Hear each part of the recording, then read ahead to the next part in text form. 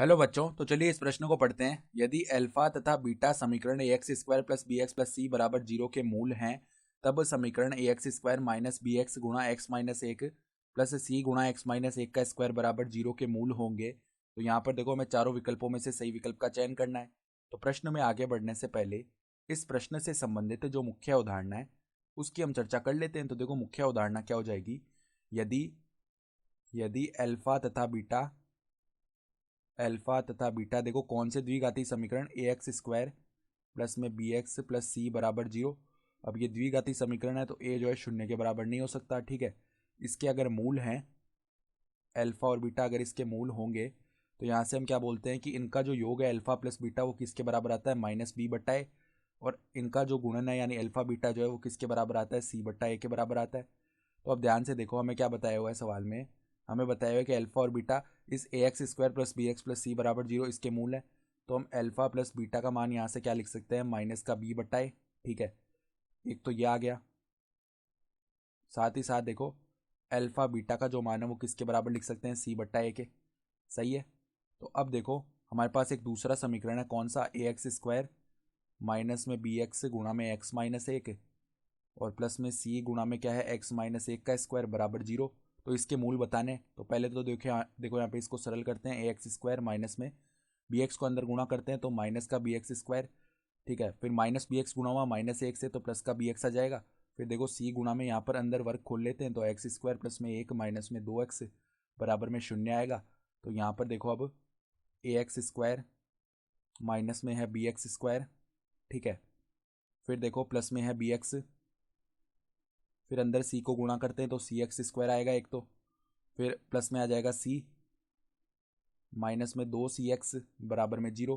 तो अगर x square के पद को उभयनिष्ठ निकाला तो देखो ए माइनस बी और देखो एक्स स्क्वायर का प्लस सी है। फिर देखो प्लस के एक्स के पद को उभयनिष्ठ निकाला तो यहाँ पर क्या बचेगा, बी माइनस में बच जाएगा हमारे पास में कितना, दो सी। सही है। और प्लस में अचर पद केवल क्या है, सी है, बराबर में जीरो। तो अगर हम इसके जो मूल आ रहे होंगे ना इस समीकरण के, उनका अगर हम पहले योग निकालें, योग को हम एस बोल रहे हैं, तो योग क्या आएगा, माइनस बी बट्टा ए, यानी माइनस में देखो एक्स का गुणांक क्या है, बी माइनस दो सी बट्टा में ए, यानी एक्स स्क्वायर का गुणांक वो क्या है, ए माइनस बी प्लस में सी। तो अब हम क्या करते हैं, यहाँ पर ए से भाग कर देते हैं ऊपर अंश व हर में, ठीक है। तो माइनस बी बट्टा ए और यहाँ पर माइनस में दो सी बट्टा ए, ये बन गया। फिर देखो बट्टा में भी ए से भाग किया तो ए बट्टा ए तो एक हो गया, माइनस में बी बट्टा ए आ जाएगा प्लस में सी बट्टा ए आ जाएगा। तो अब ध्यान से देखो, बी बट्टा जो माइनस का बी बट्टा है उसका मान क्या है, अल्फा प्लस बीटा है, और सी बट्टा ए का मान क्या है, अल्फा बीटा है। तो यहाँ से देखो माइनस के अंदर हम क्या कर सकते हैं, यहाँ पर माइनस को अंदर गुणाई कर लेते हैं तो माइनस बी बट्टा ए प्लस में क्या आएगा, दो सी बट्टा ए। सही है। और नीचे हमारे पास क्या बनेगा, एक यहाँ पे प्लस लगा के ऐसे लिख सकते हैं, माइनस का बी बट्टा ए प्लस में सी बट्टा ए। तो अब बस मान उठा के रखने, तो माइनस बी बट्टा ए यानी इसका मान है अल्फा प्लस बीटा। फिर देखो प्लस में दो गुणा में सी बट्टा ए का मान क्या है, अल्फा बीटा। सही है। और इसके बट्टा में देखो एक माइनस बी बट्टा ए का मान क्या है, अल्फा प्लस बीटा, तो एक प्लस में अल्फा प्लस बीटा और सी बट्टा ए का मान क्या है, अल्फा बीटा। ठीक है, ये पद आ रहा है, ठीक है। इस प्रकार का पद बनेगा। तो अब देखो यहाँ पर हम क्या कर सकते हैं, अगर देखा जाए तो अब देखो इसको किस प्रकार से हम और आगे सरल कर सकते हैं। यहाँ पर अगर हम सरल करना चाहें तो देखो हम क्या कर सकते हैं, अगर हम बचे हुए दो पदों में से नीचे हम बीटा को बेनिश लेना, तो देखो एस का मान किस प्रकार से लिख सकते हैं, अल्फा, ऊपर तो देखो क्या बन रहा है, alpha plus beta, alpha plus beta plus में दो अल्फा बीटा, दो अल्फा बीटा है यहाँ पर। और नीचे से हम अगर क्या कर ले, देखो एक प्लस अल्फा को तो अलग लिख ले ब्रैकेट में, और प्लस में अगर बीटा को हम ओवेनिस्ट ले लें तो यहाँ पर अंदर क्या बच जाएगा, एक प्लस में अल्फा बचेगा।